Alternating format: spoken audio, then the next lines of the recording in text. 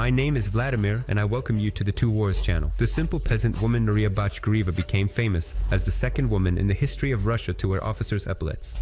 In our time, a famous Russian-American blockbuster, Battalion, was filmed about the activities of Officer Masha. Bochkareva was considered a model of the Russian woman. She was hated, feared, and admired. As a result, many stories circulated about her, both true and not so true. Maria was born in 1889 near Veliki Novgorod into a poor peasant family. But when Masha turned 14, the whole family moved to Siberia. At the age of 15, the girl was married off to a local alcoholic. Maria did not tolerate her husband's drinking and left him for a local bandit named Yashka Buka. When he was captured and sent to Yakutsk, Masha followed him on foot. For some time, they lived together in the settlement.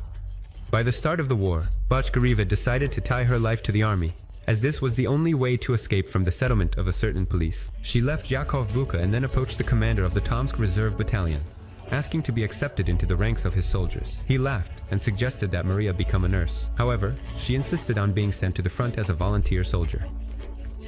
The battalion commander said that he could not do this unless the emperor himself allowed it. Bochkareva, who was illiterate, asked to write a petition to Nicholas II.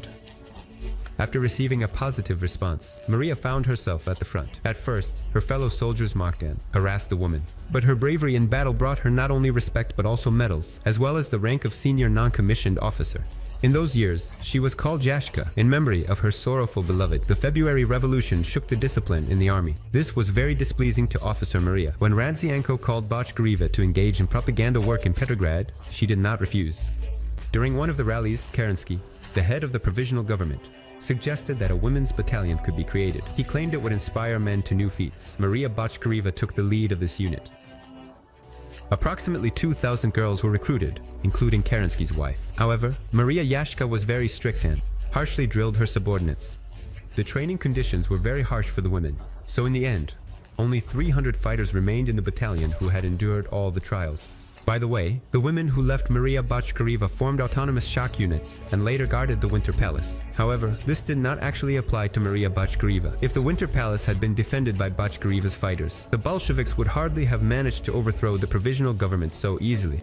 The Women's Death Battalion under the command of Yashka received its combat baptism on July 9, 1917, fighting against German forces near Smorgony. But during this time, 30 girls were killed and 70 were wounded. Denikin himself, who had previously doubted the feasibility of such a formation, approved Bochkareva's actions. Although it had already become clear that women's units would not be able to become an effective fighting force, General Kornilov prohibited the creation of new battalions. Maria was promoted to the rank of second lieutenant and then to lieutenant. However, soon Masha sustained a serious injury and was sent to the hospital, where she spent almost 3 months. By the time she recovered, the October Revolution had already erupted and the entire previous army had collapsed. The women's battalions were disbanded, but many of the women continued to serve in the White Army. Bochkareva also remained among the White Guards. On the orders of General Kornilov, in 1918 she went to America to seek assistance in the fight against the Bolshevik Party.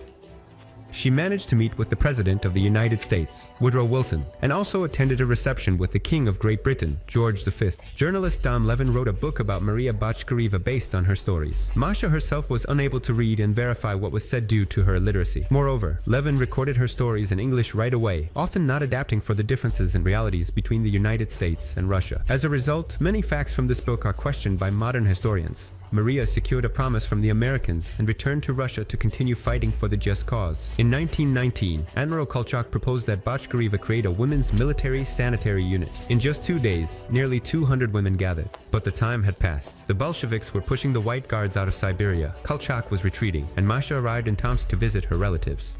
And before I tell you how Maria Bochkareva's story ended, I ask you to subscribe to my channel and hit the bell icon so you don't miss any new videos.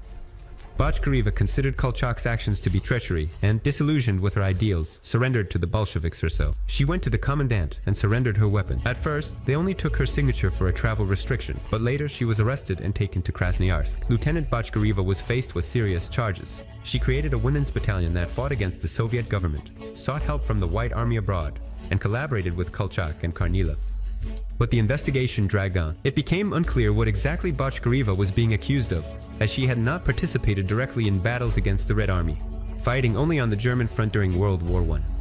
Maria gave straightforward answers to all questions, and the investigators of the Cheka struggled for a long time to decide how to proceed.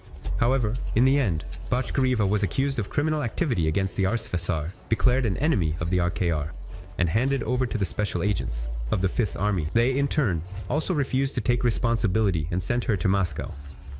If Pavlinovsky had not arrived in Krasnoyarsk at that moment, Maria Bochkareva could have saved herself, as just a few days later, the death penalty was abolished in Russia. But the deputy head of the special department of the Cheka, Pavlinovsky, was the very ruthless organizer of the executions of bourgeois elements, so no mercy could be expected from him. Upon arriving in Siberia, without even delving into the essence of the matter, the Chekist wrote on the decree, "Execute Maria Bochkareva." The order was carried out on May 16, 1920, as indicated by the inscription on the cover of the criminal case. However, it later turned out that there seemingly was no official execution. The fact is that in January 1992, the prosecutor's office of Russia, investigating the materials of the Bochkareva case, concluded that there is no concrete evidence of her execution, as there are no witnesses, no charges, and no document regarding the execution of the sentence. The graves where Bochkareva was buried have also not been found. However, this is understandable, as at that time executions were widespread and the dead were buried in mass graves. Now there are two versions of Bochkareva's fate. The first is that she indeed died in May 1920 at the hands of Mildred Zelty, the wife of Pavlinovsky, a very cruel and bloodthirsty lady. Secondly, Maria was saved by an American named Don Levin, who was in Russia at that time, traveling through Siberia with Lenin's permission. He took her to Harbin. It is said that she even survived World War II, during which two sons of Maria Bochkareva's husband were killed, and she never had any children of her own. Maria Yashka became a symbol of heroism for the Russian army of that time. Her courage and faith in her ideals allowed her to fight on par with men, which was the highest manifestation of valor. What do you think? How capable were the women's battalions in combat?